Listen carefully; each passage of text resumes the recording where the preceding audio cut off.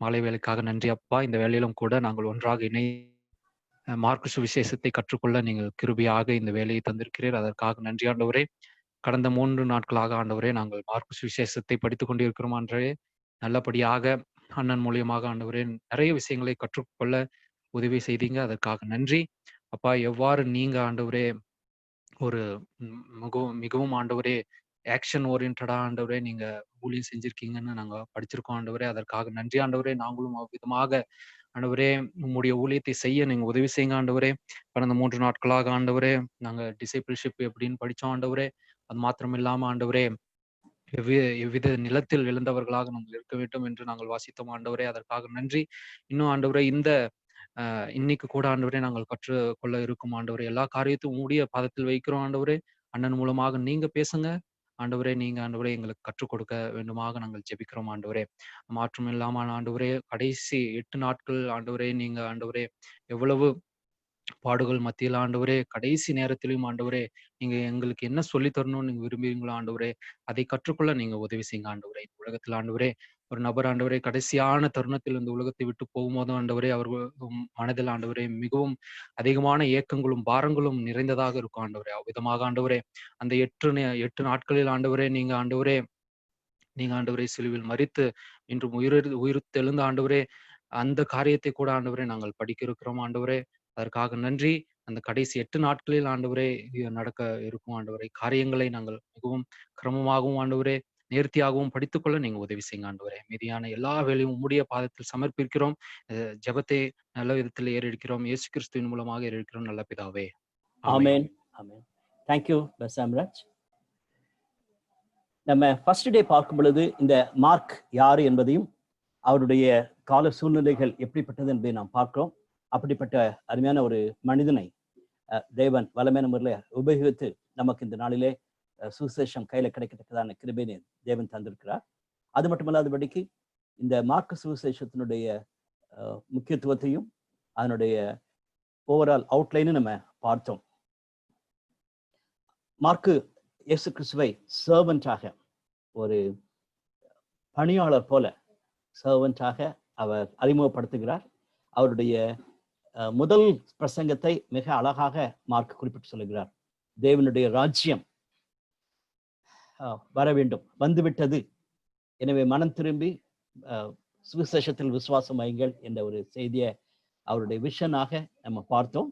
அதை தொடர்ந்து டியூஸ்டே பார்க்கும் பொழுது அவருடைய விஷன் அண்ட் மிஷன் என்ன என்பதை நம்ம அதிக டீட்டெயிலாக பார்த்தோம். அப்படிப்பட்ட ஒரு தரிசனத்தை நிறைவேற்றுவதற்காக அவர் செயல்பட்டார் என்பதையும், சுவிசேஷம் மனம் திரும்பி சுவிசேஷத்தின் மேல் விசுவாசம் வைப்பதற்கான காரியங்களை அவர் செயல் மூலமாகவும் உபதேசத்தின் மூலமாகவும் கற்றுக் கொடுத்தார் என்று நம்ம பார்க்கிறோம். எனவே நம்மளுடைய வாழ்க்கையிலும் ரெண்டும் சேர்ந்து போக வேண்டும் என்பதை பார்க்கிறோம். சுவிசேஷ பணி செய்யும் பொழுது, மற்றவங்களை தேவனுடைய ராஜ்யத்துக்குள்ளாக வழி நடத்தும் பொழுது வார்த்தை மட்டும் போதாது, செயல்பாடும் வேண்டும். அதே நேரத்துல செயல்பாடுகள் மட்டும் போதாது, வார்த்தையும் சேர்ந்து போகணும் என்ற காரியத்தை அவருடைய மிராக்கிள்ஸ் மூலமாகவும் அவருடைய டீச்சிங்ஸ் மூலமாகவும் பார்த்தோம். டியூஸ்டே முடிக்கும் பொழுது அப்படிப்பட்ட தேவனுக்குள்ள வாழ விரும்புகிறவர்கள் யாவருக்கும் பிரச்சனைகள் உண்டு என்பதை பார்த்தோம். இயேசுவானவரே அப்படிப்பட்ட அப்போசிஷனை அவருடைய குடும்பத்திலிருந்தும் மற்றவங்களிடத்திலிருந்தும் சந்தித்ததாக நாம் பார்த்தோம்.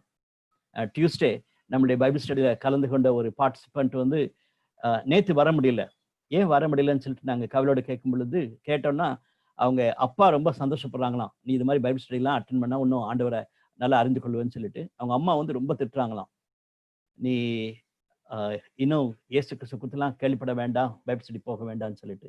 எனவே இந்த பைபிள் ஸ்டடி அட்டென்ட் பண்ண உடனேயே அப்போசிஷன் வீட்டில இருந்து சந்திக்கக்கூடிய நபர்களும் நம்முடைய மத்தியில இருக்கிறாங்க.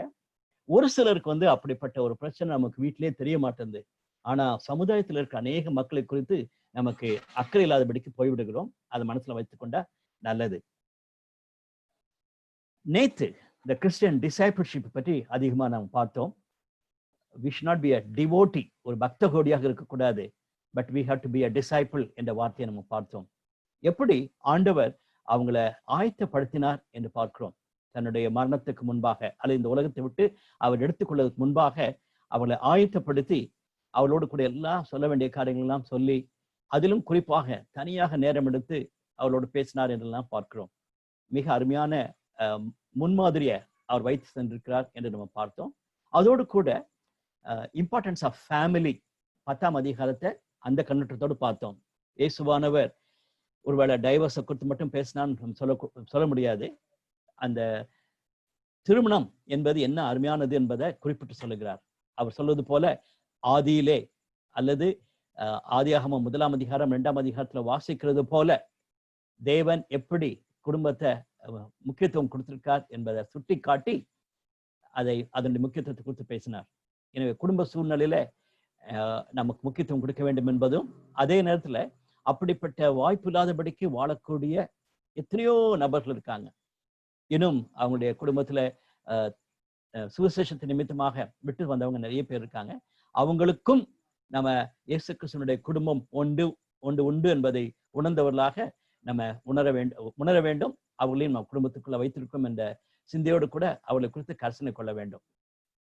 சுவிசேஷத்து நிமித்தமாக, தேவனுடைய ராஜ்யத்தின் நிமித்தமாக விட்டு வந்திருக்கிற ஊழியக்காரர்கள் மட்டுமல்ல, விட்டு வந்திருக்கிற அநேக சகோதர சகோதரிகள், புறமதத்தை சேர்ந்த சகோதர சகோதரிகள் இன்னைக்கு அவங்களுக்கு அப்படிப்பட்ட ஒரு குடும்பம் என்று யோசிக்க முடியாம இருக்கலாம்.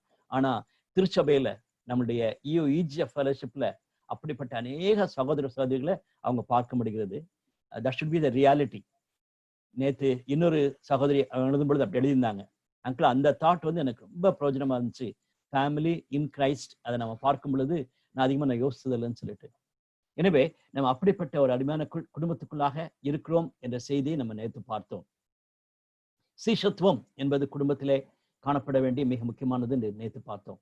3 பிரிவாக பிரிக்கும் பொழுது 3 ஆண்டு காலம் இயேசுவானவர் சீஷர்களோடு இருந்த பணி செய்த காரியத்தை 8ஆம் அதிகாரம் 26ஆம் வசனம் வரைக்கும் நம்ம படித்தோம். எருசலேமை நோக்கி அவர் சென்ற காரியத்தை குறித்து 8ஆம் அதிகாரம் 27ஆம் வசனத்திலிருந்து 10ஆம் அதிகாரம் முடிகிற வரைக்கும் நம்ம பார்த்தோம். அது 6 மாத காலத்துல நடந்த சம்பவம் என்று பார்த்தோம்.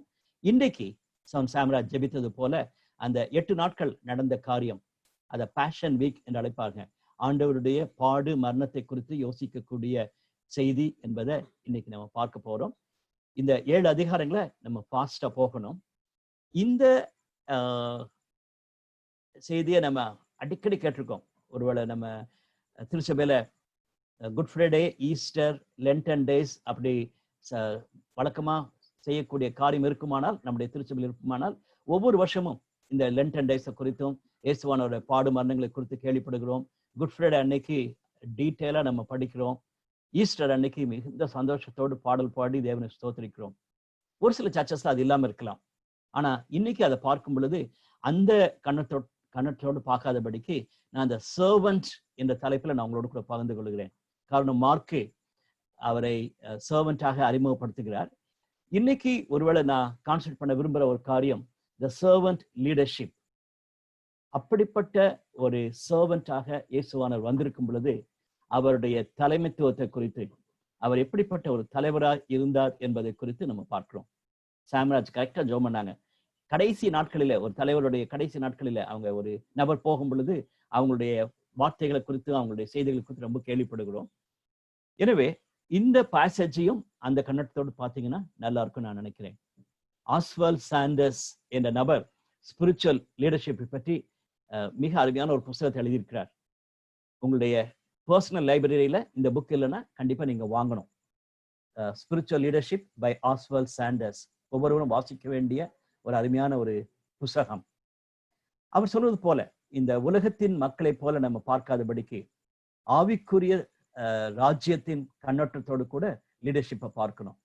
எத்தனை பேர் நமக்கு கீழே ஒர்க் பண்றாங்க, எத்தனை பேர் நமக்கு வேலை செய்யறாங்க சொல்றது முக்கியம் அல்ல, எத்தனை பேருக்கு நம்ம சர்வ் பண்றோம் என்பதுதான் முக்கியம் என்று அவர் அழகா குறிப்பிடுகிறார்.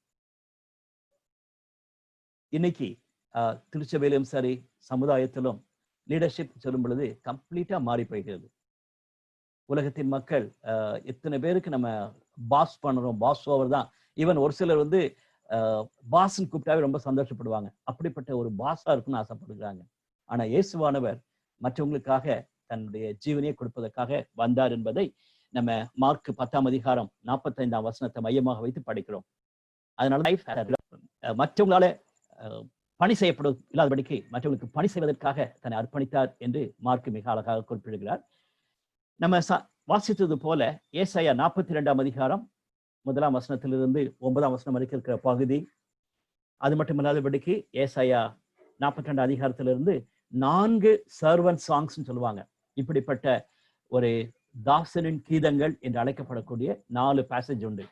42 அதிகாரம், 49 அதிகாரம், 50 அதிகாரம், 53 அதிகாரம், இந்த 4 அதிகாரங்களிலும் காணப்படக்கூடிய இந்த சர்வன்ட் சாங்ஸ்ல பார்க்கும் பொழுது அவர் ஒரு பணிவிடை செய்ய வந்த ஒரு தாசன் என்பதாக குறிப்பிடப்படுகிறது. அதனுடைய முதல் வசனம் தேவனுடைய ஆவியானவர் அவர் மேல் இருக்கிறதாகவும் தேசங்களுக்கு அவர் தலைமைத்துவம் கொடுப்பதாகவும் குறிப்பிடப்பட்டிருக்கிறது. எனவே இன்றைக்கு நம்ம படிக்க போற அந்த பாடு மரணங்களை குறித்து யோசித்து பார்க்கும் பொழுது keep that in mind. இயேசுவானவர் நமக்காக பாடுபட்டார் என்று பார்க்கும் பொழுது he served us, நமக்கு சர்வ் பண்ணார் என்ற காரியத்தை மனசுல வைத்துக்கொண்டு பார்த்தா நல்லா இருக்கும். 4 பிரிவா பிரிக்கலாம். 11, 12 அதிகாரங்கள்ல எருசலேமுக்குள்ள அவர் சென்ற காரியமே ஒரு சர்வன்ட் லீடரா போனதை நம்ம பார்க்க முடியும். he was a leader, at the same time he was a servant leader என்பதை நம்ம 11, 12 வசனங்களை வாசிக்கிறோம். 13 அதிகாரத்துல அந்த சீஷர்கள் கேட்கிறாங்க, ஒலிவ மலையில உட்கார்ந்துட்டு, இன்னும் வருங்காலம் எப்படி இருக்க போகுதுன்னு சொல்லிட்டு. நல்ல ஒரு சரியான ஒரு கேள்வி. எருசலேம் பட்டணத்தை குறித்தும் வருங்காலத்தை குறித்தும் இயேசுவானவர் கொடுத்த அருமையான வார்த்தைகளை 13 அதிகாரத்துல வாசிக்கிறோம். 14, 15 அதிகாரங்கள் பேஷன் வீக் அல்ல அந்த பேஷன் ஆஃப் ஜீசஸ் என்று நம்ம பார்க்கிறோம். Passion of Jesus, passion of கிரைஸ்ட்னு சொல்லிட்டு ஒரு அருமையான படம் வந்திருக்கிறது. அதை ஈவன் தமிழ்லையும் டிரான்ஸ்லேட் பண்ணியிருக்காங்க. அதனால அந்த பேஷன் ஆஃப் கிரைஸ்ட் நீங்க யாராவது படம் அந்த ஃபில்மை நீங்க பார்க்காம இருந்தீங்கன்னா நீங்க பார்க்கும்படி உங்களை அன்பாக கேட்டுக்கொள்கிறேன். அப்கோர்ஸ் நான் ரொம்ப விரும்பி படங்கள் பார்க்க மாட்டேன். பட் ஆனால் இந்த பேஷன் ஆஃப் கிரைஸ்டை பார்க்கும் பொழுது I was so much blessed. And அந்த பேஷன் ஆஃப் கிரைஸ்ட் படம் அநேகருக்கு பிரயோஜனமா இருந்துச்சு. அதிலும் ஒரு இன்ட்ரெஸ்டிங்கான ஒரு இன்ஃபர்மேஷன் என்னன்னா, யூதர்களுக்கும் முஸ்லிம்ஸுக்கும் பிடிக்காது, சரியா? அப்படி இருக்கும் பொழுது மிடில் ஈஸ்ட்ல இந்த படம் ரிலீஸ் ஆகும் பொழுது, பேஷன் ஆஃப் கிரைஸ்ட் ரிலீஸ் ஆகும் பொழுது எப்படி ரிலீஸ் ஆச்சுன்னா, யூதர்கள் பாருங்க எப்படி ஜீசஸை அடிச்சு கொண்டிருக்காங்க சொல்லிட்டு அதை சொல்லும் பொழுது முஸ்லிம்ஸ் ரொம்ப இன்ட்ரெஸ்டா பார்த்தாங்களாம். அவங்க ஜீசஸ் கிரைஸ்ட் மேல இருக்க அன்புனால பார்க்கல, யூதர்கள் மேல இருக்க வெறுப்புனால பார்த்தாங்களாம். ஸோ யாரெல்லாம் யூதர்களை வெறுப்பாங்களோ அவங்களுக்கு இந்த பேஷன் ஆஃப் கிரைஸ்ட் படம் ரொம்ப எக்ஸைட்டிங்கா இருக்குது, எவ்வளவு மோசமான மக்கள்னு சொல்லிட்டு. ஆனா நமக்கு தெரியும் அந்த பேஷன் ஆஃப் கிரைஸ்ட் நமக்காக அவர் பட்ட பாடுகளை மிக அழகாக எடுத்திருக்காங்க. 2 சம்பவம் மட்டும்தான் அந்த ஃபில்ம்ல எக்ஸ்ட்ராவா, அதாவது காஸ்பல் இல்லாதபடிக்கு இருக்கிற காரியம். ஒண்ணு அந்த ஸ்திரீ போய் ஒரு வெள்ளை துணி எடுத்துட்டு போய் இயேசுனுடைய இந்த பிளட்டை துடைக்க வருவார். அது நம்ம பைபிள்ல இல்ல. 2வது காரியம், அவர் ஜெபித்து கொண்டிருக்கும் பொழுது ஒரு பாம்பு, ஒரு பெரிய பாம்பு அப்படியே போகும். அவர் அந்த பாம்புனுடைய தலையை மிதிப்பார். அப்கோர்ஸ் அது ஒரு ப்ராஃபஸியாக இருக்கிறத இந்த படத்துல காட்டுறாங்க. பட் ஆனால் அது ரெண்டுமே அது எக்ஸ்ட்ராவா காஸ்பல் இல்லாதபடிக்கு இருக்கிறது. மற்ற எல்லாமே அப்படியே டிப்பிக்கலா லூக் காஸ்பல் இருக்கிற மாதிரியே பேஷன் ஆஃப் கிரைஸ்ட் இருக்கும். அது நீங்க கண்டிப்பா பார்க்கணும். மற்றவங்களுக்கு அதை நீங்க காட்டலாம். அந்த ஒரு படத்தை வைத்து இந்த நாளிலே நம்ம கற்றுக்கொள்ள வேண்டிய ஒரு பாடம் என்னன்னா, மார்க் காஸ்பலை நான் கண்டிப்பா ஃபாலோ பண்ணணும் வாழ்க்கையில. மற்றவங்களுக்கு மார்க் காஸ்பலை எஃபெக்டிவா சொல்லணும்னு சொன்னீங்கன்னா இந்த பேஷன் ஆஃப் கிரைஸ்ட் படத்தை நீங்க மற்றவங்களுக்கு காண்பிக்கலாம். கடைசி அதிகாரம் குளோரியஸ், த ரிசரக்டட் கிரைஸ்டை பற்றி நம்ம பார்க்க போகிறோம். 7 அதிகாரம் இருக்கிறதுனால கண்டிப்பா இந்த ஒரு 1/2 hourல நம்ம முழுவதுமாக படிக்க முடியாது. ஆனா 2 பகுதியை நம்ம படித்தா நல்லா இருக்கும்னு நினைக்கிறேன். என்னுடைய மெடிடேஷன்ல ஐ வாஸ் ஒண்டரிங் என்ன 2 பேசேஜ் எடுக்கிறதுன்னு சொல்லிட்டு. ரொம்ப சிம்பிள். அவர் சிலுவையில பேசின காரியங்கள், சிலுவையில மரித்தது ஒன்றும் உயிர்த்தெழுதை பற்றியும் இருக்கும்னு நினைச்சேன். பட் சமூக லேட் உயிர்த்தெழுதை பற்றி கண்டிப்பா வாசிக்கணும். அதை நம்ம வாசிக்க போறோம். அதற்கு முன்பாக இருக்கிற பகுதி என்னன்னா, எப்படி அவர் சிலுவையில் அறையப்படுவதற்கு தன்னை ஆயத்தப்படுத்தினார். as a leader, how he prepared himself to go to cross. தன்னுடைய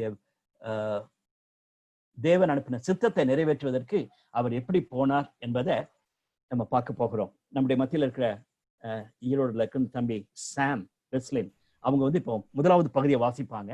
14ஆம் அதிகாரம் 32ஆம் வசனத்திலிருந்து 42ஆம் வசனம் வரைக்கும். அதன் பின்பு நாகர்கோயிலிருந்து ஜாயின் பண்ணிருக்கிற சிஸ்டர் ஜெனிதா 16ஆம் அதிகாரம் முதல் 8 வசனங்களை வாசிப்பாங்க.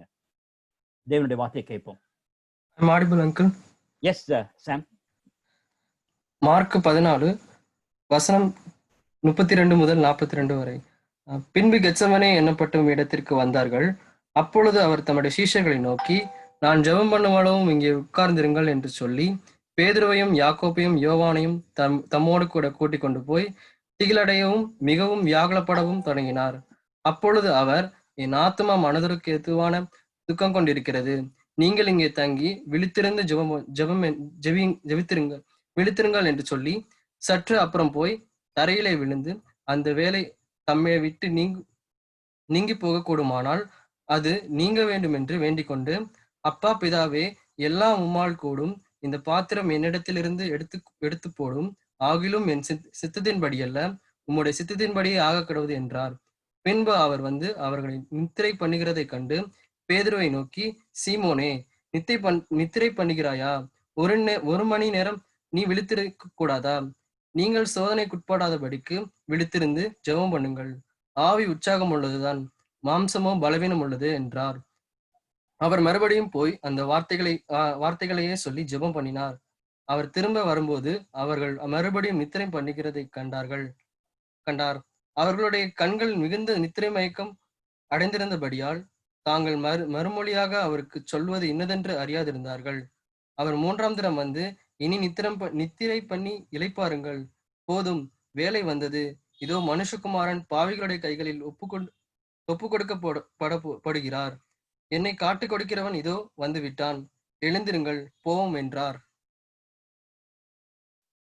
தேங்க்யூ சாம். ஜெனிதா அங்கிள் கேக்குதா? கேக்குது ஜெனிதா. மார்க் 16ஆம் அதிகாரம் 1 முதல் 8 வசனம். ஓய்வு நாளான பின்பு மகதேனா மரியாளும் யாக்கோபின் தாயாகிய மரியாளும் சலோமே என்பவளும் அவருக்கு சுகந்த வர்க்கமிடும்படி அவைகளை வாங்கி கொண்டு வாரத்தின் 1ஆம் நாள் அதிகாலையிலே சூரியன் உதயமாகிற போது கல்லறிடத்தில் வந்து, கல்லறையின் வாசலில் இருக்கிற கல்லை நமக்காக எவன் புரட்டி தள்ளுவான் என்று ஒருவரோடொருவர் சொல்லிக் கொண்டார்கள். அந்த கல் மிகவும் பெரிதாயிருந்தது. அவர்கள் ஏறிட்டு பார்க்கிற போது அது தள்ளப்பட்டிருக்க கண்டார்கள். அவர்கள் கல்லறைக்குள் பிரவேசித்து வெள்ளையங்கி தரித்தவனாய் வலது பக்கத்தில் உட்கார்ந்திருந்த ஒரு வாலிபனை கண்டு பயந்தார்கள்.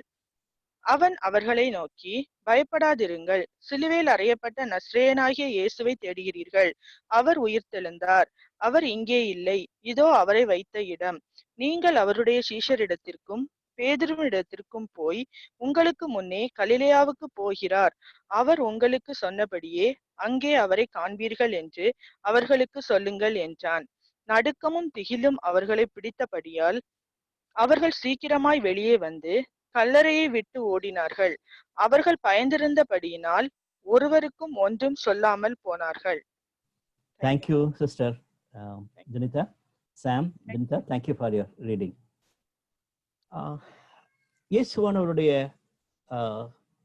லீடர்ஷிப் குவாலிட்டியை குறித்து நான் பேசிட்டு இருக்கேன். ஆஸ் அ லீடர் சொல்லும் பொழுது நம்ம பார்க்கலாம். முதலாவது காரியம், the servant leader is with us. அந்த சீஷர்களோடு கூட அவர் இருந்ததாக நம்ம பார்க்கிறோம். Very very important aspect. Immanuel என்பதே God is with us சொல்லி நம்ம பார்க்கிறோம். எனவே அவர் நம்மோடு கூட இருப்பதற்காக வந்தார். அண்ட் இப்பொழுதும் as a leader he is with us. இன்னைக்கு நமக்கு ஒரு முன்மாதிரி என்னன்னா, if you want to be a leader, you have to be with people. அவங்கள கொஞ்சம் கீழாவும் நீங்க மேலாவும் பார்த்தீங்கன்னா you are not a good leader. You have to be with the leaders. You have to be with your people. Was with us. அது பிறகு ஒரு smaller சர்க்கிளோட கூட வேதனைப்படும்படி அவர் அழைத்து செல்கிறார். அதுதான் இப்போ சாம் வாசிச்சாங்க. Thinking that at least this small group will be with me. அந்த 12 சீஷர்கள் ஒரு பக்கம், அவங்களுக்கு அந்த லார்ட் சப்பரோட முடிச்சுட்டு வர்றாரு, இந்த 3 பேரையும் சேர்த்து வைக்கிறாரு. That is also another important factor. ஒரு சொல்லப்போனா கமிட்டிஸ்னு சொல்லக்கூடிய ஒரு கான்செப்ட் என்னன்னா, எல்லாரும் சேர்ந்து எல்லாத்தையும் செய்ய முடியாது. ஒரு ஸ்மால் குரூப் வந்து லீடர் கீழே இருந்து செய்வாங்கன்னு சொல்றதுதான் கான்செப்ட். ஆனா இன்னைக்கு வந்து we couldn't believe committed people இல்லாதபடிக்கு போறது வந்து மிக வருத்தமான ஒரு காரியம்.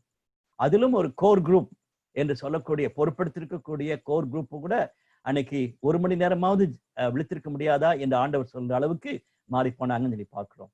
அதுல இருந்து நான் சொல்ல வேண்டிய ஒரு தாட் என்னன்னா, லீடர்னு சொன்னீங்கன்னா sometimes you have to be all alone. நீங்க மற்றவங்களோட இருக்கணும்னு ஆசைப்படுறீங்க, ஆனா சில நேரங்களில் you have to be all alone. அதனாலதான் இந்த பேசேஜை நான் வந்து செலக்ட் பண்ணேன். when you think of the servant leader, he tried his best. he taught them. அவங்களுக்கு எல்லாம் டீச் பண்ணாரு, எல்லாம் ஹெல்ப் பண்ணாரு. ஆனா கடைசி நிமிஷங்களில அவரோடு கூட விழித்திருக்காம போயிட்டாங்க. இட்ஸ் பாசிபிள் நம்மளுடைய ஊழியத்தின் பாதையில அப்படிப்பட்ட நாட்களை நீங்க சந்திப்பது வெரி மச் பாசிபிள். 2வது பகுதியை நம்ம பார்க்கும் பொழுது, அதை தொடர்ந்து இருக்கிற பகுதியில the servant leader died for us. தன்னுடைய ஜீவனையே நமக்கு கொடுத்தார்.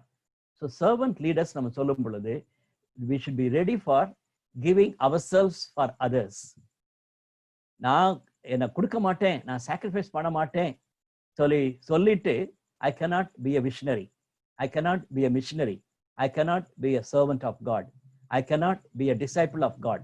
நான் ஆண்டவருடைய சீஷனா இருந்து மற்றவங்களுக்கு ஹெல்ப் பண்ணணும்னு ஆசைப்பட்டேன்னா I have to give for others. Maybe you have to give your money, you have to give your time, you have to give your energy. And Jesus, mark 10:45 வாசிக்கிறது போல தன் ஜீவனையே கொடுத்தார் சொல்லி பார்க்கிறோம். ransom price, அவங்களை மீட்டுக் கொள்வதற்கான ஒரு பெரிய பிரைஸை கொடுத்ததாக நாம் பார்க்கிறோம். A servant leader is for us. 3வது தாட், அதாவது ஜெனிதா வாசிச்சது போல அந்த கடைசி பகுதியில அந்த பெண்களை பார்த்து இயேசுவானவர் சொல்லுகிறார், என்னுடைய சீஷர்கிட்ட போய் சொல்லுங்க, அதிலும் குறிப்பாக பேதுருட்ட போய் சொல்லுங்க, I am going before you. நான் கலிலேயாவுக்கு நீங்க போங்க, உங்களுக்கு முன்பாக நான் கலிலேயால இருப்பேன்னு சொல்லிட்டு ஆண்டவர் சொல்லுகிறார். That's a beautiful thought, beautiful thought. நான் ரீசெண்ட் டேஸ்ல தான் ஒரு 2 இயர்ஸ்க்கு முன்னாலதான் இந்த தாட் எனக்கு ரொம்ப பவர்ஃபுல்லா வந்துச்சு. இந்த ரிசரக்ஷனை பற்றி நம்ம பார்க்கும் பொழுது, ரிசரக்டட் லார்டை பற்றி பார்க்கும் பொழுது அவர் திட்டமா சொல்றாரு. அதிலும் தைரியமா இருக்கிற சீஷர்களுக்கு பெண்மணிகளை வைத்து சொல்லக்கூடிய ஒரு செய்தி என்னன்னா, I am going before you. இன்னைக்கும் ஆண்டவர் நமக்கு முன்னாலதான் போயிட்டு இருக்கார். அதை நம்ம உயிர்த்தெழுந்த ஆண்டவர் நம்பும் பொழுது he is going before me சொல்ற ஒரு தாட் வந்து எப்பவுமே உங்களுக்கு சந்தோஷம்.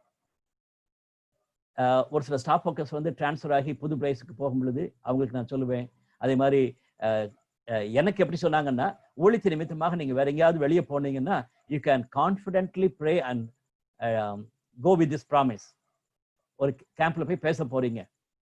ஒரு pastor from Australia, he was teaching us this thought. இந்த பேசேஜ் எடுத்து அவர் ப்ரீச் பண்ணும் பொழுது அந்த தாட்டை சொன்னாரு. நான் வந்து இந்தியாவில் வந்து மினிஸ்ட்ரி செய்யறதுக்கு முன்பாகவே ஆண்டவர் எனக்கு முன்பாக வந்துட்டார் என்ற நம்பிக்கை வரும் பொழுது எனக்கு ஒரு பெரிய விடுதலைன்னு சொன்னாரு. So brothers and sisters, as a leader, he is going before us. அப்படின்னா நமக்கு ஒரு பெரிய செய்தி என்னன்னா, நீங்க மற்றவங்களுக்கு லீடர்ஷிப் கொடுத்தீங்கன்னா பின்னால இருந்து புஷ் பண்ணணும், அப்படியே பின்னால இருந்து தள்ளிக்கிட்டே இருக்கணும் கிடையாது. சில நேரங்களில் you have to go before them, they have to follow you. Leadership is nothing but making an influence. Leadership is nothing but having followers. சரியா? in that way தைரியமாக முன்னாலே போகக்கூடிய ஆண்டவர் நமக்கு பலன் தரணும். உயிர்த்தெழுந்த ஆண்டவர் அப்படிப்பட்ட பலனை தருவார். இந்த 3 காரியங்களை மனசுல வச்சுக்கிட்டு வேகமாக இந்த பகுதியை நம்ம படிக்கலாம். 11, 12 அதிகாரங்களிலே நம்ம படிக்கக்கூடிய காரியங்களை வந்து நான் வேகமாக 7 பாயிண்ட்ல போட்டிருக்கிறேன். அந்த ட்ரையம்பல் என்ட்ரி நாம் பார்க்கும் பொழுது பழைய ஏற்பாட்டிலேயே அது கொடுக்கப்பட்டிருக்கிறது. தீர்க்கதரிசி மூலமாக சொன்னதை வந்து அவர் புறப்பட்டு போகிறார். ஆனா கழுதையின் மேலேயும் கழுதை குட்டியின் மேலேயும் போவது என்பது சமாதானத்தினுடைய ராஜாவாக, ஒரு தாழ்மையின் ராஜாவாக அவர் உள்ளே போனதா நம்ம பார்க்கலாம். இந்த ஃபிக் ட்ரீ கர்ஸ் பண்ணது, அத்தி மரத்தை கர்ஸ் பண்ணது, அது ஒரு பெரிய கஷ்டமான ஒரு பகுதி தான். அது ஒரு பேரபிள் சொல்லிட்டு ஒரு சிலர் சொல்லலாம், but it's not a parable, it's a incident, right? ஏன் வந்து ஆண்டவர் ஒரு டிஸ்ட்ரக்டிவ் ஃபேக்டரை செஞ்சார்? கன்ஸ்ட்ரக்டிவா செஞ்சானா நம்ம நல்லா இருக்கும். சுகம் கொடுத்தாரு, ஒரு மரம் காய்க்கவே இல்லை, அது மரத்துக்கு அந்த பழம் வந்துருச்சு, அவங்க போகும் பொழுது அதை ஆசீர்வதிச்சு வரும் பொழுது அது ஃபுல்லா பலமா இருந்துச்சுன்னா தட்ஸ் அ டிஃப்ரெண்ட் ஸ்டோரி. சரியா? ஆனா அது அதர் வே ரவுண்டா இருக்கு, டிஸ்ட்ரக்டிவா இருக்குது. ஆண்டவர் அப்படி செஞ்சிருக்கலாமா என்ற கேள்வியெல்லாம் நமக்கு மனசுல வர நிறைய சான்ஸ் இருக்குது. ஏன் அப்படி ஆச்சு? ஒருவேளை அவங்களுடைய ஃபெய்த்தை டெஸ்ட் பண்ணுவதற்காக மட்டும் அப்படி ஆச்சா, அல்லது is it more then that என்று நம்ம யோசிக்கும் பொழுது ஒரு காரியம் என்னன்னு சொன்னா, இந்த 2 சம்பவத்துக்கு பின்பாக அவர் சபிச்சுட்டு எருசலேமுக்குள்ள போகிறாரு. அது பிறகு அந்த ஈவினிங்ல திரும்பி வரும்பொழுது அந்த மரம் பட்டு போயிருக்குது. இன்பிட்வீன் நடந்த சம்பவம் என்னன்னா, அந்த தேவனுடைய டெம்பிள, தேவாலயத்தை அவங்க கள்ளர் குகையாக்குனது வந்து அவருக்கு மிகுந்த கவலை. அவங்க வெளிப்பிரகாரமாக நாங்க தேவன் தான் ஆராதிக்கிறோம்னு சொல்றாங்க, ஆனா உள்பிரகாரமாக ஒரு விதமான ஆசீர்வாதமும் அவங்களுக்கு இல்லை. ஸோ இந்த ஃபிக்ட்ரிய சில தேவனுடைய பக்தர்கள் என்ன சொல்றாங்கன்னா, எருசலேமை மையமாக வைத்து அல்லது இஸ்ரவேல் ஜனத்தை மையமாக வைத்து குறிப்பிட்டதாக பார்க்கலாம். அது வந்து ஒரு பெரிய அழகிரின்னு சொல்ல முடியாது. காரணம் ஈவன் பழைய ஏற்பாட்டிலே இஸ்ரவேல் ஜனத்தை, தேவனுடைய ஜனத்தை மரங்களுக்கு ஒப்பிட்டிருக்கார். ஏசாயா 5ஆம் அதிகாரத்துல பார்க்கும் பொழுது திராட்சை செடிக்கு ஒப்பிட்டிருக்கிறார். ஃபிக்ட்ரி வந்து ஒரு தேவனுடைய ஜனம் என்று வைத்துக் கொள்வோமானால், ஏமாத்திட்டு இருக்காதீங்க, பழம் கொடுக்குற மாதிரி ஏமாத்தாதீங்க. நான் வந்து ரொம்ப சந்தோஷமா வந்து பழம் இருக்குன்னு பார்த்தேன், பழம் இல்லாம இருக்காது. அடுத்து கிளென்சிங் ஆஃப் த டெம்பிள்லயும் பெரிய மிஸ்டேக் அவங்க என்ன செஞ்சாங்கன்னா, நீங்க we have to understand properly. see sacrifice பண்ண போகணும். நான் வந்து ஒரு ஆட்டையோ கோழியோ பக்கத்துல இருந்துச்சுன்னா தூக்கிட்டு போகலாம் டெம்பிளுக்கு. தூர ஊர்ல இருந்து நான் வரும்பொழுது எப்படி ஒரு ஆட்டை தூக்கிட்டு வர முடியும்? அதனால எங்கேயாவது போய் நான் ஆடை வாங்கணும்.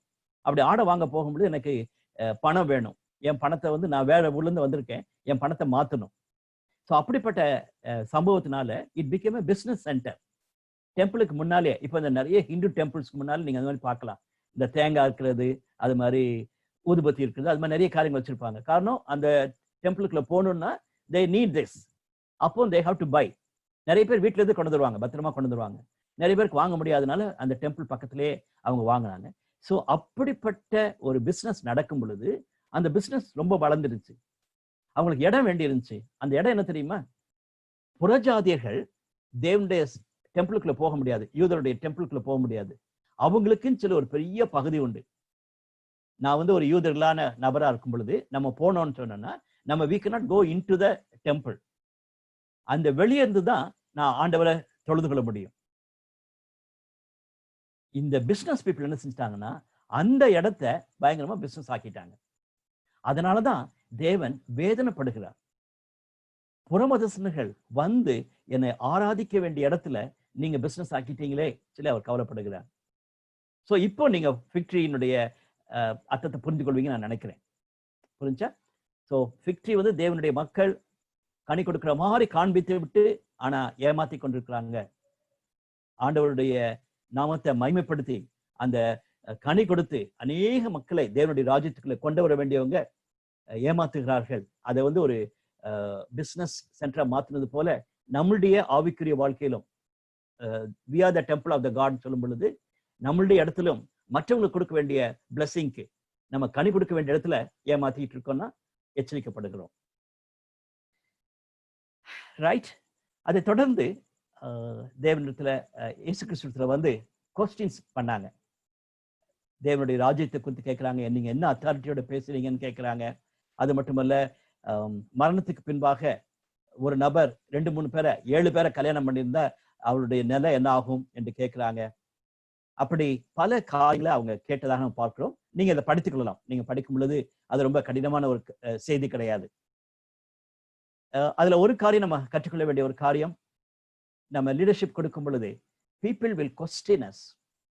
இந்த கேள்வி நல்ல ஒரு கேள்வி. இனி எந்த அதிகாரத்தோடு இதை செய்கிறேன்னு சொல்லிட்டு இன்னைக்கு நம்ம ஊழியத்தில் இருக்கிற உங்களுக்கு நல்லா தெரியும், யாரோ நீங்க லீடர்ஷிப் கொடுக்குற நிறைய பேர் இருக்கீங்க, சீனியர் கிராஜுவேட்ஸ் இங்க இருக்கிறீங்க, உங்க எல்லாருக்கும் தெரியும் சர்ச்சில் அல்லது மற்ற இடத்துல போய் நம்ம லீடர்ஷிப் கொடுத்தோம்னா பீப்புளுடைய கொஸ்டின் என்ன, அவன் யாரு சொல்றதுக்கு, அவன் ஏன் இப்படி செய்யறான் சொல்லிட்டு தான் கொஸ்டின் பண்ணுவாங்க. எய்தர் நமக்கு முன்னாலே கேட்பாங்க, அல்லது நிறைய பேர் அவங்க வீட்டுல பேசிக்கிட்டு இருப்பாங்க, அல்லது நம்ம ஃப்ரெண்ட்ஸ் நமக்கு பின்னால பேசிக்கிட்டு இருப்பாங்க. அவன் யாருன்னு சொல்லி கேட்கிற அந்த கொஸ்டின் பண்ற அத்தாரிட்டியை நம்ம பார்க்க முடியும். அதே மாதிரி உனக்கு பிறன் யார் என்ற ஒரு கேள்வி இங்கதான் வருகிறது. ஆண்டவரே பெரிய கற்பனை என்னன்னு சொல்லி கேட்கும் பொழுது பெரிய கட்டளை வந்து மற்றவங்களுக்கு போய் சுவிசேஷத்தை சொல்லணும். அது கடைசியா படிக்கிறோம். இங்க வந்து பெரிதான கற்பனை வந்து முழு மனதோடு கூட நம்ம தேவனை நேசிப்பது என்பதை நம்ம கற்றுக்கொள்கிறோம். கடைசியா அந்த ஒரு சின்ன பகுதி 5 வசனம் தான் இருக்குது. ஆனா ரொம்ப ஆச்சரியமா இருக்கிறது. அப்படிப்பட்ட ஒரு அருமையான தலைவர் பல விதத்துல கொஸ்டின் பண்ணி சோர்ந்து போயிருப்பான்னு நினைக்கிறேன். அதாவது நம்மலாம் இருந்தோம்னா டயர்ட் ஆயிடுவோம். இப்படி மக்கள் சாரமாரியா கேள்வி கேட்கும் பொழுது எப்படா அந்த கமிட்டி மீட்டிங் முடியும்னு இருப்போம், அல்லது எப்படா அது நம்ம இந்த இடத்த விட்டு போவோம்னு சொல்லி இருக்கும். அப்படிப்பட்ட ஒரு சிச்சுவேஷன்ல ஒரு விதவை போட்ட காணிக்கைய பார்க்கிறார். That is a servant leaderships quality. இன்னைக்கு நீங்க ஒரு நல்ல பொறுப்புள்ள நபராக இருந்தீங்கன்னா அப்படிப்பட்ட முதலாவது காரியம் பெண்களை பாருங்க, 2வது காரியம் விடோஸை பாருங்க, அது 3வது காரியம் ஏழை மக்களை பாருங்க. இன்னைக்கு அதெல்லாம் நம்ம பார்க்க மாட்டோம். அவன் யார் சொன்னது, அவன் யார் நம்மளை கொஸ்டின் பண்ணது, இவங்க எல்லாம் லீடர்ஸா சொல்லிட்டு நம்ம அவங்க திட்டதான் நம்ம பார்க்கணும் யோசிப்போம் வழிய இப்படிப்பட்ட ஏழை விதவைகளையும் நம்முடைய மத்தியில் இருக்கிற இன்னும் ஒண்ணுமே இல்லாம இருக்கக்கூடிய மக்களை நம்ம பார்த்து அப்ரிஷியேட் பண்ண கற்றுக்கொள்வோம். எனக்கு வந்து இந்த பேசேஜ் இந்த 5 வசனம் ஆச்சரியமா காணப்படுகிறது. நீங்க புரிஞ்சுக்கொள்வீங்கன்னு நினைக்கிறேன். ஆஸ் அ லீடர் நம்ம நிறைய நேரத்துல இதை மிஸ் பண்ணிடுறோம். நம்முடைய மத்தியில் இருக்கிற சாதாரண இன்சிடென்ட்ஸ், சாதாரண மனிதர்கள், அவங்களை பார்த்து அவங்க செய்யற காரியங்களை அப்ரிஷியேட் பண்ணாதபடிக்கு போய்விடுகிறோம். கற்றுக்கொள்வோம். Prophecies regarding future 13ஆம் அதிகாரம். எல்லா சுவிசேஷர்களும் இதை குறித்து எழுதுகிறாங்க. மார்க்கும் லூக்காவும் அதிகமாகவே எழுதுகிறாங்க, அதிகமான டீச்சிங் கொடுக்குறாங்க. அதுல 2 மிக முக்கியமான காரியங்கள் இங்க இருக்கிறது நீங்க பார்க்கலாம். ஒண்ணு வந்து இந்த எருசலேம் பட்டணத்தை பற்றியும் அந்த ஆலயத்தை குறித்தும் சீஷர்கள் கேட்கிறாங்க. ஒலிவ மலையில உட்கார்ந்து இருக்கும் பொழுது அவங்க கேட்ட கேள்வி, இந்த ஆலயத்துக்கு என்ன ஆக போகுது? சாலமோன் கட்டினாரு, அதை இடிச்சு போட்டாங்க. அதன் பின்பு ஆகாயத்தை மூலமாக எழுப்பி இந்த ஆலயத்தை கட்டினாங்க, அதையும் இடிச்சு போட்டாங்க. அதன் பின்பு கட்டப்பட்ட அந்த ஆலயத்தை எப்படி இது தாங்க போகிறது என்று கேட்கும் பொழுது ஆண்டவர் சொல்றாரு, கண்டிப்பாகவே அந்த ஆகாயத்துக்கு மூலமா கட்டப்பட்ட ஆலயத்தை வந்து இடித்து போட போறாங்க. இந்த ஆலயம் 70வது ஆண்டிலே நடைபெற்ற சம்பவம். கம்ப்ளீட்டா ஒரு கல் மேல கல் இல்லாதபடிக்கு இயேசுவான சொன்னது போலயே, ப்ரெடிக்ட் பண்ண மாதிரியே, ப்ராபசி சொன்னது போலயே நடந்தது என்று பார்க்கிறோம். அதோடு கூட அவர் தன்னுடைய 2வது வருகை குறித்தும் பேசுகிறார். அப்பொழுது என்னெல்லாம் நடக்கும் என்ற குறித்து பேசுகிறார். அதே மாதிரி நம்முடைய விசுவாசத்துல எவ்வளவு தூரத்துக்கு நம்ம கஷ்டப்பட போகிறோம், இந்த சுவிசேஷத்திற்காக தேவனுடைய ராஜ்யத்திற்காக நிற்கும் பொழுது நம்ம எவ்வளவு பெர்சிக்யூட் பண்ணப்படுவோம் என்பதை குறித்து சொல்லப்படுகிற வார்த்தைகளை நம்ம வாசிக்கிறோம். நேரம் எடுத்து இந்த சாப்டர் படிப்போம். அப்படி பார்க்கும் பொழுது நம்ம அறிந்து கொள்ளலாம் ஆண்டவர் சொல்லக்கூடிய காரியங்கள் இந்த காலகட்டத்துக்கும் மிக மிக அவசியம். ஆண்டவருடைய வருகை எப்பொழுதும் இருக்கலாம். பிரதர்ஸ் அண்ட் சிஸ்டர்ஸ், இந்த கொரோனா வந்ததுனால உலகமே மோசமா போச்சு, இயேசுவானவருடைய வருகை ரொம்ப சீக்கிரமா இருக்குன்னு சொல்லிட்டு நிறைய பிரசங்கங்கள் நீங்க கேட்குறீங்க. எனக்கு வந்து அது கொஞ்சம் கவலையா இருக்கிறது. காரணம், ஒருவேளை அந்த செகண்ட் வேர்ல்டு வார் சமயத்துல இது மாதிரி கேள்விப்பட்டிருப்பாங்க. உலகத்துல நிறைய போராட்டங்கள் உண்டு, அப்படிப்பட்ட காலம் இப்ப இயேசுவான வரப்போகிறான்னு சொல்லிட்டு. அண்ட் தென் சுனாமி வந்திருக்கும் பொழுது, அல்லது எர்த்குவேக் வரும் பொழுது, அது மாதிரி பல காரியங்கள் நடக்கும் பொழுது நம்ம அறிந்திருக்கிறபடி ஒரு 101 வருஷத்துக்கு முன்பாக உலகத்திலே இப்படிப்பட்ட ஒரு பயங்கரமான ஒரு வியாதி வந்த நிமித்தமாக உலகம் முழுவதும் அசைக்கப்பட்டாங்க. அப்போ அன்னைக்கு டிவி கிடையாது, அப்போ நியூஸ் எல்லாம் இவ்வளவு ஃபாஸ்டா போக கிடையாது. ஆனா உலகம் முழுவதுமாக அஃபெக்ட் பண்ணப்பட்டிருக்காங்க. கண்டிப்பாக கிறிஸ்டியன்ஸ் சொல்லியிருப்பாங்க ஆண்டவருடைய வருகை வந்து வரப்போகுதுன்னு சொல்லிட்டு. நல்லா கவனிச்சுங்க. I am not against second coming during this time. இந்த கொரோனா வந்ததுனால ஆண்டவர் வரமாட்டா நான் சொல்லல. ஆனா இந்த கொரோனா வந்ததுனாலதான் ஆண்டவர் வரப்போறாருன்னு சொல்லிட்டு ரொம்ப அலர்ட்டா இருந்துக்க, பாவம் செய்யாதன்னு சொல்றது வந்து சரியான போதனை இல்லை. எப்பவுமே ரெடியா இருக்கணும். இன்னைக்கு நைட் ஆண்டவர் வந்தாலும் ரெடியா இருக்கணும். அந்த ஒரு டைமை சொல்லி, இந்த ஒரு இன்சிடென்ட் சொல்லி ஒரு பெரிய கம்ப்யூட்டர் யூரோப்ல செஞ்சுட்டு இருக்காங்க, அதனால அந்தி கிறிஸ்து வந்துட்டான், இயேசுவான வரப்போகிறான்னு சொல்லிட்டு சொல்ல காரியங்கள். யாரோ ஒரு மனுஷன் பெரிய ஆளாயிட்டான்னா அவனை பேரை சொல்லி அவர் தான் சதாம் ஹுசேன் வந்த பிறகு எல்லாம் சொன்னாங்க, சதாம் ஹுசேன் தான் அண்டி கிரைஸ்ட், ஆண்டவர் வரப்போகிறான்னு சொல்லிட்டு. 2000 நம்ம பார்க்க மாட்டோம் சொல்லிட்டு எல்லாம் கிராஷ் ஆக போகுது, அழிய போகுதுன்னு சொல்லிட்டு எல்லாம் சொல்லிட்டு இருந்தாங்க. 20 years முடிஞ்சிருச்சு. My brothers and sisters, hear me properly. Doctor Billy Graham கிட்ட கேட்குறாங்க, ஆண்டவருடைய வருகை சீக்கிரமா இருக்குன்னு சொல்றாங்க, நாளைக்கு ஆண்டவர் வரப்போறான்னு தெரிஞ்சா நீங்க என்ன செய்வீங்கன்னு சொல்லிட்டு அவர் என்ன அழகா சொன்னாரு, நாளைக்கு ஆண்டவர் வரப்போறான்னு தெரிஞ்சாலும் நான் இன்னைக்கு என்ன செஞ்சுட்டு இருக்கணும் அதுதான் செய்வேன்.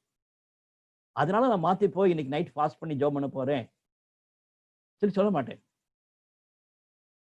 Brothers sisters, we have to be like that. ஆண்டவருடைய வருகை எப்பவும் வரப்போகுதுன்னு சொல்லி நினைப்போடு கூட நம்ம வாழணும். அதனால நீங்க மற்றவங்களை குறை சொல்லுங்க நான் சொல்லல, நான் மற்றவங்களுடைய அந்த இன்சிடென்ட்டை சொல்லி நான் சொல்ல விரும்புகிறேன். அதனால வீணா பயந்து போய், பயம் வந்து அவங்களுக்கு தான் வரணும், அவிசுவாசிகளுக்கு தான் பயம் வரணும். விசுவாசிகளுக்கு ஆண்டவர் எப்பவும் வரட்டும், எப்பவும் நான் ரெடியா இருக்கேன்னு சொல்ற தன்மை நமக்குள்ளே வரணும். ரைட்? கடைசி நாட்களில் நடக்கிற சம்பவத்தை பற்றி சொல்லுகிறார். விழிப்போடு இருக்கணும் என்ற சத்தியத்தையும் அவர் குறிப்பிட்டு சொன்னதாக நம்ம பார்க்கிறோம். 14-15 அதிகாரங்களில த பேஷன் ஆஃப் கிரைஸ்ட் குறித்து நான் பேசினேன். பாடு மரணங்கள் என்றதுதான். டக்குன்னு இந்த பேஷன் என்ற வார்த்தையை பார்த்தோம்னா ஏதோ ரொம்ப ஒரு பேஷனேட்டா ரொம்ப விரும்பி செய்யக்கூடிய காரியத்துக்கும் பேஷன் நம்ம சொல்லுவோம். மற்றவங்களுக்கு மற்ற ஆத்மாக்களை குறித்து கன்சர்ன் வந்துச்சுன்னா you need to have compassion, passion சொல்லி நம்ம சொல்லுவோம். ஆனா இங்க யூஸ் பண்ணக்கூடிய வார்த்தை என்னன்னா பாடு மரணங்கள். நமக்காக இயேசுவானவர் பட்ட பாடு மரணங்களை குறித்து இருக்கிற பகுதி. இதுல நான் 6 காரியங்களை குறிக்க சொல்லணும்னு ஆசைப்படுகிறேன். முதலாவது காரியம், இயேசுவானவருடைய அந்த கடைசி வேளையில அந்த பெண்மணி போய் அவளுக்கு அனாயிண்ட் பண்ணத, விலையேறப்பட்ட நடனத்தை போட்டது. அது இன்னொரு பெரிய யோசிக்க வேண்டிய ஒரு காரியம். லூக்கா வந்து அது கொஞ்சம் வித்தியாசமா எழுதுகிறார். அண்ட் யோவான் இந்த டைம்ல எழுதுகிறார். ஒருவேளை 2 இன்சிடென்ட்ஸ் நடந்திருக்குமா? நிறைய சான்ஸ் இருக்குது. ஒரு பழைய கமெண்டேட்டர் சொல்லும்போது அழகா சொல்றார், அந்த காலத்துல இப்போ வந்து அது ரொம்ப நமக்கு ஒரு புதுசா தெரியுது. அந்த காலத்துல வந்து அது இட்ஸ் வெரி காமன். ஒரு பெரிய நபர் வரும் பொழுது அவருக்கு அனாயிண்டிங் பண்ணுவது வந்து இட்ஸ் காமன். ஸோ 2 இன்சிடென்ட் நடந்திருக்கிறதுக்கு நிறைய வாய்ப்பு இருக்குது. ரைட்? இதுல முக்கியமான செய்தி என்னன்னா, அவர் பாடுபடுறதுக்கு முன்பாக அந்த பெண்மணி தனக்கு இருந்த பெஸ்ட்டை கொடுத்துட்டான்னு சொல்லி பார்க்கிறோம். இன்னைக்கும் மாலை வேளையில இந்த பைபிள் ஸ்டடி முடிக்கும் பொழுது நம்மகிட்ட கேட்க வேண்டிய முக்கியமான ஒரு கேள்வி, அந்த பெண்மணி கேட்க வேண்டிய ஒரு கேள்வி என்னன்னா, are you ready to give your self? அந்த பெஸ்ட்டை நான் கொடுத்தது போல நீர் இந்த ஆண்டவருக்கு கொடுக்க ஆயத்தமா இருக்கேன்னு சொல்லி தான் அந்த பெண்மணி கேட்பா. அந்த சீஷர்கள் சொன்னாங்க வேஸ்ட், வேஸ்ட். சரியான வார்த்தை வேஸ்ட்ன்னு சொல்லிட்டு. இன்னைக்கு நிறைய பேர் விசுவாசிகளை பார்த்து சொல்லக்கூடிய வார்த்தை வேஸ்ட். ஊழியத்துக்கு போன தம்பிமா தங்கச்சியை பார்த்து நிறைய பேர் சொல்றது வேஸ்ட். அவன் நல்லா படிச்சான், இப்ப வேஸ்ட், அப்படிதான் சொல்லுவாங்க. ஆனா நமக்கு தெரியும், விசுவாச வாழ்க்கையில வாழும் பொழுது, ஊழியத்துக்கு போனாலும் சரி அல்லது நம்ம தேவனுடைய சாட்சிகளா இருக்கும் பொழுது, நம்ம we are not waste. இயேசுவானவர் சொன்னது போல இந்த சுவிசேஷம் எங்கெல்லாம் போகுதோ இந்த பெண்மணியை குறித்தும் சொல்லப்படும் சொல்லிட்டு அவ்வளவு அருமையான விதத்துல ஆண்டவர் ரெகக்னைஸ் பண்ணுகிறார். தொடர்ந்து பார்க்கலாம். லார்ட்ஸ் சப்பர், ஒரு புதிய உடன்படிக்கையை ஆண்டவர் இங்கே ஏற்படுத்துகிறார். இது ஒரு மூவிங் சீன். நான் சொன்னது போல சில சர்ச்சஸ்ல வந்து குட் ஃப்ரைடே கொண்டாடுவோம். அந்த சர்ச்சுக்கு அந்த சர்வீஸ்க்கு முன்னால தேர்ஸ்டே பார்த்தீங்கன்னா மாண்டி தேர்ஸ்டேன்னு சொல்லுவாங்க. மாண்டி தேர்ஸ்டே சர்வீஸ்ல இந்த பேசேஜை படிக்கிறது உண்டு. மிக மீனிங்ஃபுல் ஒன். ஓகே, நீங்க உங்க சர்ச்சில் அது மாதிரி கொண்டாடினா பரவாயில்ல. பட் கண்டிப்பாகவே 1 கொரிந்தியர் 11:23 பின்பாக இருக்கிற பகுதியில பவுல் சொல்லுகிறார், ஆண்டவர் எனக்கு கொடுத்த வெளிப்பாடு என்று சொல்லி லார்ட்ஸ் சப்பரை குறித்து போடப்பட்டிருக்கிறது. இங்கு ரியலா நடந்த சம்பவத்தை பற்றி நம்ம வாசிக்கிறோம். அதையும் நம்ம கவனமா படிக்கிறது நல்லது. காரணம் ஒரு புதிய உடன்படிக்கையை அவர் இதன் மூலமாக ஏற்படுத்தியிருக்கிறார் என்று பார்க்கிறோம். இப்ப நம்ம வாசிக்க கேட்ட பகுதி, அவர் அந்த கெத்செமனே தோட்டத்துல வேதனைப்பட்டதை நம்ம பார்க்கிறோம். அவருடைய வேர்வை இரத்த துளிகளாக விழுந்தது என்று இன்னொரு சூசை எழுதுகிறார். அது மட்டுமல்ல, மற்ற சீஷர்கள் கூட, அவருடைய க்ளோஸ் ஃப்ரெண்ட்ஸ் கூட கண் விழித்திருக்க முடியாதபடிக்கு அவங்க ஜோமனை கூட வேண்டியில்லை, இயேசுவானவரோட சேர்ந்து ஜெபித்திருக்க வேண்டியில்லை. கொஞ்ச நேரம் உட்காந்து அவங்களாம் 3 பேரும் பேசிட்டு இருந்திருக்கலாம், ஆண்டவர் ஏன் இவ்வளவு கஷ்டப்படுறாரு வேதனைப்படுறாருன்னு சொல்லி பேசிட்டு இருக்கலாம். அவங்களால முடியல, அவ்வளவு டயர்டா இருந்திருக்காங்க. ஆனா இந்த ஆண்டவர் அன்னைக்கு ஜோம் பண்ணிட்டு நைட் ஃபுல்லா ட்ரையல்ஸ் ஆகி அடுத்த நாள் காலையில 9 மணிக்கு அவர் சிலுவையில் அறையப்படுகிறார். எப்படி பார்த்துருக்கீங்க அவருடைய வேதனை எவ்வளவு பரிதாபமா இருந்திருக்குன்னு சொல்லிட்டு. அன்னைக்கு அந்த சீஷர்களுக்கு 1 மணி நேரம் எழும்பி இருக்க முடியல. லீவ் அலோன் ஜோம் பண்ண வேண்டாம். ஒரு நபர் இறந்துட்டு இருக்கான்னு சொல்லும் பொழுது நம்ம அவங்க வீட்டுக்கு போனோம்னா தூங்கணும்னு நினைக்கவே மாட்டோம். நேச்சுரல். ஆனா அவங்களுக்கு அந்த ரியலைசேஷனே வரல. ஆண்டவர் இன்னைக்கு மறிக்க போகிறாரு, நாளைக்கு மறிச்சிருவாரேன்னு சொல்ல அந்த ரியலைசேஷனே வரல. அதனாலதான் அவங்க தூங்கிட்டு இருக்காங்க. ஸோ அப்படிப்பட்ட ஒரு உன்னதமான செய்தியை நம்ம பார்க்கிறோம். அது மட்டுமல்ல, நம்ம எல்லாருக்கும் பிடித்த ஒரு செய்தி, என் சித்தம் அல்ல ஆண்டவரே உம்முடைய சித்தமாக கெடுவது. Is talking about a cup. இந்த கப் எனக்கு இதுல இருந்து எடுத்துட்டீங்கன்னா நல்லா இருக்கும். அந்த கப் என்னது? அவருடைய பாடு, மரணம், சிலுவையில் அறையப்பட்ட ஒரு காரியம். ஆனாலும் என்னுடைய சித்தம் அல்ல உம்முடைய சித்தமாக கெடுவதுன்னு சொல்லி சொல்றாரு. அது மட்டுமல்ல, இந்த அவர் சிலுவையிலே அறையப்பட்ட காரியத்தை நம்ம வாசிக்கிறோம். இந்த 7 வார்த்தைகளிலே மார்க்கு ஒரே ஒரு வார்த்தை மட்டும்தான் சொல்றாரு. ஆனா அதுதான் குரூஷியல் வேர்ட். இயேசுவானவர் 7 வார்த்தைகளிலும் மிக குரூஷியல், நடுவில் இருக்கக்கூடிய ஒரு காரியம். 4வது வார்த்தை, என் தேவனே என் தேவனே ஏன் என்னை கைவிட்டீர், என் தேவனே என் தேவனே ஏன் என்னை கைவிட்டீர். If you want to be a servant leader, there will be a time like this. கண்டிப்பா உன்னுடைய அப்பா அல்லது ரொம்ப என்ஜாய் பண்ணி ஃபெலோஷிப் இருக்கிற ஆண்டவர் கூட ஒரு சில நேரத்தில் அமைதியா இருக்கிறது போல தெரியும். இந்த உலகத்தினுடைய பாவத்தினுடைய தாக்கம் இயேசு மேல வந்த நேரத்துல அவருடைய கண்கள்னால பிதாவை பார்க்க முடியாத வரைக்கும் போயிடுச்சு. My brothers and sisters, that's a reality. என் தேவனே என் தேவனே ஏன் என்னை கைவிட்டீர் என்பது ஒரு பரிதாபமான ஒரு ஜபம் கிடையாது. அல்லது பிதாவே என்று 1ஆம் வசனத்திலையும் 7ஆம் வசனத்திலையும் சொன்னவர் என் தேவனேன்னு சொல்லி கத்துனது வந்து ஒரு பரிதாபமான செய்தி கிடையாது. ஆனா இந்த மற்ற மக்களுடைய பாரத்தை அவர் தூக்குனதுனால அவர் கட்ட பாடுகள். இன்னைக்கும் நம்ம மனசுல வைத்துக் கொள்வோம், மற்றவங்களுக்காக நீங்க கஷ்டப்பட்டீங்கன்னா that will be very very heavy.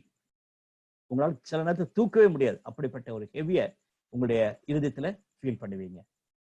பரியல் very important. Burial is very important. அவர் அப்படியே சிலுவையில விட்டு அப்படியே விடாதபடிக்கு மார்க் மிக அழகாக இந்த 6 வசனத்துல குறிப்பிட்டு சொல்லுகிறார். அதனாலதான் 1 கொரிந்தியர் 15ஆம் அதிகாரத்துல சுவிசேஷத்தை பற்றி சொல்லும் பொழுது பவுல் அப்படிதான் சொல்லுகிறார். அவர் வேத வாக்கியங்களின்படி அவர் பாடுபட்டு அடக்கம் பண்ணப்பட்டு உயிர்த்தெழுந்தார். பரியல் இஸ் இம்பார்ட்டன்ட். ஒரு நாள் அவருடைய சரீரம், அந்த சனிக்கிழமை முழுவதும் அவருடைய சரீரம் உள்ள இருந்துச்சு. 3வது நாள் தான் அவர் உயிரோடு எழுந்தார் என்பதை நம்ம வாசிக்கிறோம். நான் வேகமா போகிறேன், பட் நீங்க நேரம் எடுத்து படிக்கணும், இதை படித்துக் கொள்ளணும்னு சொல்லி ஆசைப்படுகிறேன்.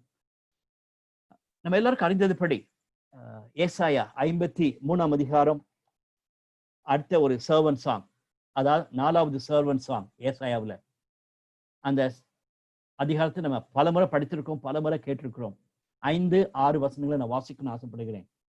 நம்முடைய மீறுதலின் நிமித்தம் அவர் காயப்பட்டு, நம்முடைய அக்கிரமங்களின் நிமித்தம் அவர் நொறுக்கப்பட்டார். நமக்கு சமாதானத்தை உண்டு பண்ணும் ஆக்கினை அவர் மேல் வந்தது. அவருடைய தழும்புகளால் குணமாகிறோம்.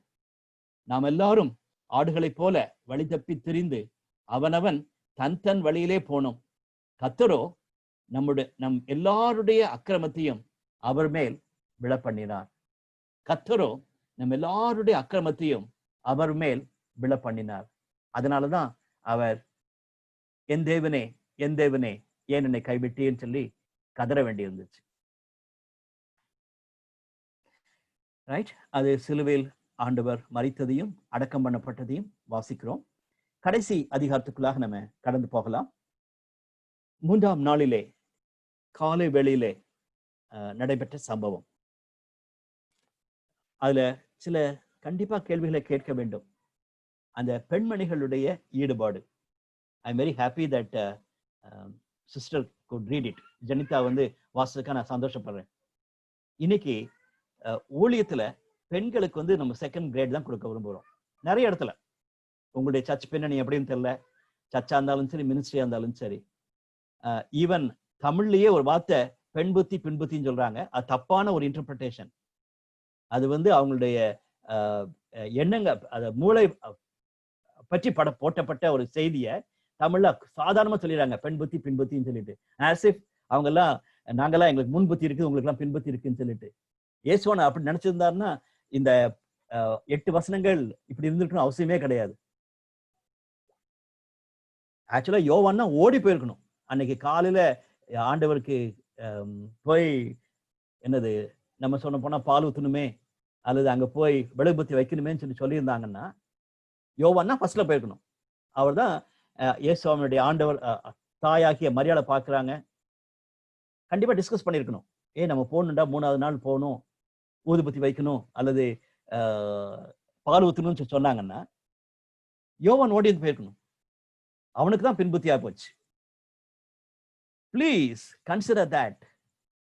இயேசுவானவர் பெண்களுக்கு கொடுத்த ஊழியத்துல பெண்களுக்கு கொடுத்த உன்னதமான செய்தியை இங்க நம்ம வாசிக்கிறோம். சிஸ்டர்ஸ், தைரியமா ஆண்டவர் உயிரோடு ஆண்டவர் உங்களுக்கு முன்பாக போகிறார் என்பதையும் ஆண்டவர் உங்களை வைத்துதான் பெரிய ஊழியங்களை செய்யணும் ஆசைப்படுகிறார் என்பதை மறந்து போகாதீங்க. நான் சொன்னது போல அப்படிப்பட்ட சீஷர்களுக்கே அந்த செய்தி உயிர்த்தெழுந்தார் என்ற செய்தியை இந்த சகோதரிகள் தான் போய் சொல்லியிருக்காங்க.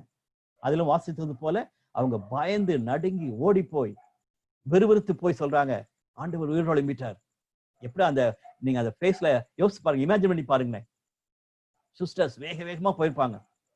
போய் யார் மற்றவங்க எல்லாம் பார்த்தாலும் கவலைப்படாதபடிக்கு போய் இந்த சீசன்கிட்ட போய் சொல்றாங்க, பேதுருட்ட போய் சொல்றாங்க,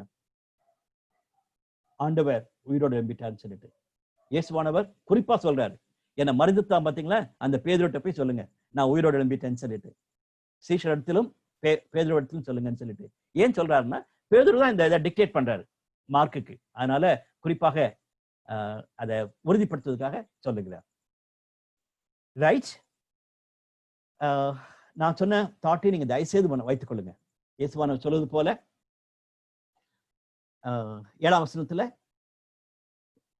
நீங்கள் அவருடைய சீஷரிடத்திற்கும் பேதுருவிடத்திற்கும் போய் உங்களுக்கு முன்னே கலிலேயாவுக்கு போகிறார், அவர் உங்களுக்கு சொன்னபடியே அங்கே அவரை காண்பீர்கள் என்று அவர்களுக்கு சொல்லுங்கள் என்றான். அந்த தேவதூதன் சொல்றான், உங்களுக்கு முன்னே அவர் கலிலேயாவுக்கு போகிறார். Beautiful thought. நமக்கு முன்னாலே போகிற உயிர்த்தெழுந்த ஆண்டவர் இருக்கும் பொழுது ஏன் கலங்கி போய் பயந்து அடிச்சுட்டு இருக்கோம்? ஈவன் கடினமான காலங்களை கடந்து போகும் பொழுது, ஊழியத்தின் பாதையில கஷ்டமான காலங்களை கடந்து போகும் பொழுது நல்லா ஞாபகம் கொள்ளுங்க, உயிர்த்தெழுந்த ஆண்டவர் நமக்கு முன்னால போகிறார். ஈவன் மத்தேயு சுவிசேஷத்துல நம்ம கிரேட் கமிஷனை வாசிக்கும் பொழுது, பெரிய கட்டளை கொடுக்கும் பொழுது ஆண்டவர் சொல்றாரு, இதோ உலகத்தின் முடிவு பரியந்தமும் நான் உங்களோட கூட இருக்கிறேன்னு சொல்றாரு. நீங்க உலகம் முழுவதும் போய் சுவிசேஷம் சொல்லுங்கன்னு சொன்ன ஆண்டவர் அப்படிப்பட்ட ஒரு அருமையான ப்ராமிஸை கொடுக்கிறார். நான் உங்களோட கூட இருக்கேன்னு சொல்றாரு, நான் உங்களுக்கு முன்பாக போகிறேன்னு சொல்லிட்டு இந்த பகுதியில சொல்லியிருக்கிறார். ரைட். தமிழ் பைபிள்ல அப்படியே கண்டினியூா இருக்கிறது நீங்க பார்க்கலாம். நிறைய இங்கிலீஷ் பைபிளை நீங்க பாத்தீங்கன்னா கிங் ஜேம்ஸ் வெர்ஷன் இல்லாதபடிக்கு மற்ற எல்லா வெர்ஷன்ஸ்லயுமே ஒரு அப்பாஸ்ட்ரஃபி போட்டிருப்பாங்க. சில NIVs எல்லாம் பாத்தீங்கன்னா அந்த வேர்ட்ஸே வித்தியாசமா இருக்கும். ஏன் சொன்னா அது அந்த ஒரிஜினல் மேனுஸ்கிரிப்ட்ஸ் அல்லது ஓல்டஸ்ட் மேனுஸ்கிரிப்ட்ஸ்ல பார்க்கும் பொழுது 8ஆம் வசனத்தோட மார்க் முடித்திருக்கிறார். 9ஆம் வசனத்திலிருந்து 20ஆம் வசனம் வரைக்கும் அந்த பகுதி இல்லைன்னு சொல்லிட்டு இங்கிலீஷ் பைபிள்ல கொடுக்கப்பட்டிருக்கிறது. அதனுடைய சிம்பிள் அர்த்தம் என்னன்னா, மார்க் ரொம்ப அப்ரப்டா முடிச்சிருக்காரு. எப்படி அப்போஸ்தலர் நிருபம், அப்போஸ்தலர் நடவடிக்கைகள் புத்தகம் அப்ரப்டா முடிஞ்சிருக்கிறதோ அதே மாதிரிதான் மார்க் முடிச்சிருக்காரு. ஆனா மீதி இருக்க பகுதியை குறிப்பிட்டு எழுதணுமேன்னு சொல்றதுக்காக somebody has edited it. நான் முன்னாலே உங்களுக்கு அந்த டெக்ஸ்டுவல் கிரிட்டிசிசம் சொல்லிட்டு ஒரு வேளையில நான் பேசிட்டு இருந்தேன். வேத வசனங்கள் எப்படி வந்துச்சுன்னு நம்ம பார்க்கும் பொழுது there is nothing wrong in that. பரிசுத்த ஆவியினுடைய துணையோடு கூட அவங்க எழுதியிருக்காங்க. 9ஆம் வசனத்திலிருந்து 14ஆம் வசனம் வரைக்கும் மற்ற சுவிசேஷகன் சொன்னதை அவங்க எழுதியிருக்காங்க. மிகவும் சுருக்கமாக இயேசுவானவர் உயிர்த்தெழுந்தார் என்ற சத்தியத்தை அவங்க குறிப்பிட்டு சொல்கிறாங்க. கடைசியாக 15ஆம் வசனத்திலிருந்து 20ஆம் வசனம் வரைக்கும் ஆண்டவர் சீஷர்களுக்கு கொடுத்த ஒரு பெரிய கமிஷனை அவர் குறிப்பிட்டு சொல்லுகிறாங்க. அதுவும் மற்ற சுவிசேஷத்தில் கொடுக்கப்பட்ட வார்த்தைகள் தான். எனவே உயிர்த்தெழுந்த ஆண்டவர் இன்னைக்கு நம்மோடு கூட இருக்கிறார். உயிர்த்தெழுந்த ஆண்டவரை அவங்க திட்டமா அறிந்து கொண்டாங்க. அவர் கொடுத்த ஒரு பெரிய சத்தியத்தை சொல்ல வேண்டும் என்று அவங்க அங்கிருந்து புறப்பட்டு போனார்கள் என்று பார்க்கிறோம். புறப்பட்டு போய் எங்கும் தேவனுடைய ராஜ்யத்தை குறித்து பிரசங்கித்தார்கள் சொல்லி நம்ம பார்க்கிறோம். ரைட். மார்க் சுவிசேஷத்தை முடிக்கிறோம்.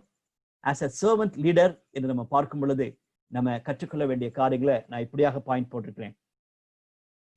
ஜான் சி மேக்ஸ்வெல் என்ற அவர் கிறிஸ்டியன் லீடர்ஷிப் பற்றி போட்டிருக்கும் பொழுது இந்த சில வார்த்தைகளை குறிப்பிட்டிருக்கிறார். அதே மாதிரி இந்த ஸ்பிரிச்சுவல் லீடர்ஷிப்ல இருந்து நான் ஒரு வேர்ட் எடுத்திருக்கிறேன். பாருங்களேன், there is no success without sacrifice. நீங்க ஒரு சர்வன்ட் லீடராக செயல்படணும், மார்க்கு சுவிசேஷத்தை படிச்ச பிறகு நான் ஆண்டவரை போல மற்றவங்களுக்கு சர்வ் பண்ணணும்னு நினைச்சிட்டீங்கன்னா சாக்ரிஃபைஸ் இல்லாதபடிக்கு கண்டிப்பாக ஒழித்துல இடமே இல்லை. அப்படி நீங்க சாக்ரிஃபைஸ் பண்ணணும்னு நினைச்சீங்கன்னா கண்டிப்பாக there is something you have to pay. It costs you something. நல்லா ஞாபகம் வச்சுக்கொள்ளுங்க. நிறைய பேர் நிறைய கொடுக்குறாங்க, நிறைய பேர் டைம் கொடுக்குறாங்க, நிறைய பேர் பணம் கொடுக்குறாங்க. ஆனா அது வந்து அவங்களை டச் பண்ணவே பண்ணாது. எக்ஸ்ட்ரா டைமையும் எக்ஸ்ட்ரா மணியையும் எக்ஸ்ட்ரா எனர்ஜியும் உழைத்து கொடுத்தீங்கன்னா, சர்ச்சுக்கு கொடுத்தீங்கன்னா அது வந்து it is not a sacrifice at all. ஆண்டவர் உங்க இருதயத்தை பார்க்கிறார். சர்வன்ட் லீடரா இருந்தீங்கன்னா தயவு செய்து யோசிச்சு பாருங்க. மூணாவது காரியம், have to bear the pain of others. மற்றவங்களுடைய பாரத்தை நம்ம தூக்கணும். It's not easy. ஈஸியா பைபிள் ஸ்டடி எடுத்துலாம், ஈஸியா பிரசங்கம் பண்ணிடலாம். ஆனா மற்றவங்களுடைய பாரத்தை நம்ம தூக்கி ஜெபிப்பதற்கும் மற்றவங்களுடைய பாரத்தை தூக்கி அவங்களுக்கு ஹெல்ப் பண்ணுவதும் கஷ்டமான ஒரு காரியம். ரைட்? ஜான் ஸ்டார்ட் இப்படியாக சொல்லுகிறார், ட்ரூ செல்ஃப் டினையல், நம்மளை வெறுத்து மற்றவங்களுக்காக பணி செய்ய வேண்டும் என்று ஒரு சர்வன்ட் லீடரா இருக்குன்னு ஆசைப்பட்டீங்கன்னா it is not a self destruction. என்னையே நம்ம அழித்துக் கொள்ளக்கூடிய காரியம் அல்ல, இட்ஸ் அ செல்ஃப் ரிகவரின்னு சொல்றாரு. என்னை ஆண்டவர் படைத்த நோக்கத்தை நான் அறிந்து கொள்கிறேன். அறிந்து கொண்ட பிறகு அதை நான் செய்வதற்கு சந்தோஷமா செய்கிறேன். நல்லா கவனிச்சுக்கங்க, it's not a self destruction. என்னையே போட்டு அடிச்சு அடிச்சு அடிச்சு உடைச்சிட்டு தான் நான் மற்றவங்களுக்காக வாழணும்னு சொல்றது வந்து தப்பான ஒரு போதனை. அது மற்ற பிலாசபி சொல்லக்கூடியது. நம்ம ஆண்டவருக்காக வாழணும்னு சொன்னா ஒரு சரியான விதத்துல ஆண்டவர் என்னை ஏன் படைத்தார் என்ற நோக்கத்தை அறிந்து கொண்டு என்னுடைய பெஸ்ட்டை நான் மற்றவர்களுக்கு கொடுப்பது. கடைசி point, if any one wants to be the leader, டெஃபினட்டா he or she must be very last and the servant of all. அதை நம்ம இந்த புத்தகத்துல வாசிக்கிறோம், மனசுல வைத்துக் கொள்வோம். முடிக்கலாம். Our Lord Jesus Christ had a passion to serve others. What is a passion in my life? What's that passion I have? யோசிச்சு பார்ப்போம். The resurrected Lord, உயிர்த்தெழுந்த ஆண்டவர் நம்மோடு கூட இருக்கிறார். நான் எப்படி அவருடைய வல்லமையை என்னுடைய வாழ்க்கையில அனுபவிக்க முடியும்? பவுல் சொல்லுகிறார், உயிர்த்தெழுந்த ஆண்டவருடைய வல்லமையை நான் அனுபவிக்கிறேன்னு சொல்லி பிலிப்பியர் 3:10 வாசிக்கிறோம். அது நம்முடைய ரியாலிட்டி, நம்முடைய வாழ்க்கையில அது உண்மையா இருக்கிறது எப்படி நம்ம யோசிச்சு பார்க்கலாம். மார்க்கு சுவிசேஷத்தை முடிக்கிறோம். எப்படி நம்முடைய ஊழியத்துல இதை உபயோகிக்க முடியும்? நம்ம எல்லாரும் விசுவாசிகள், எப்படி இதை வாழ்க்கையில அபியாசப்படுத்த முடியும் என்பதை யோசித்து பார்க்கலாம், ஜெபிக்கலாம். எங்கள் அன்பின் ஆண்டவரே, இந்த அருமையான நாளுக்காக ஸ்தோத்திரம். மார்க்கு சுவிசேஷத்தை வேகமாக நான் படித்தாலும் கூட நீர் எங்களுக்கு கற்றுத்தருகிற பாடங்களுக்காக ஸ்தோத்திரம். நாங்களும் உம்மை போல வாழ்ந்துவிட, உம்மை போல பணி செய்ய எங்களுக்கு நீ உதவி செய்யும். அதற்காக எங்களை நாங்கள் அர்ப்பணிக்கிறோம். தொடர்ந்து கர்த்தாவே, நாங்கள் வேத வசனங்களை படிக்கும் பொழுது பரிசுத்த ஆவியானவர் எங்களோடு கூட இடைப்பட நாங்கள் ஜெபிக்கிறோம். அடுத்த திங்கட்கிழமை நாங்கள் சந்திக்க வரைக்கும் உங்களுடைய கிருபையின் பிரசன்னங்களோடு கூட இருக்கட்டும். எல்லாவற்றையும் கர்த்தராகிய இயேசு கிறிஸ்துவின் ஜெபிக்கிறோம் நல்ல பிதாவே, ஆமென்.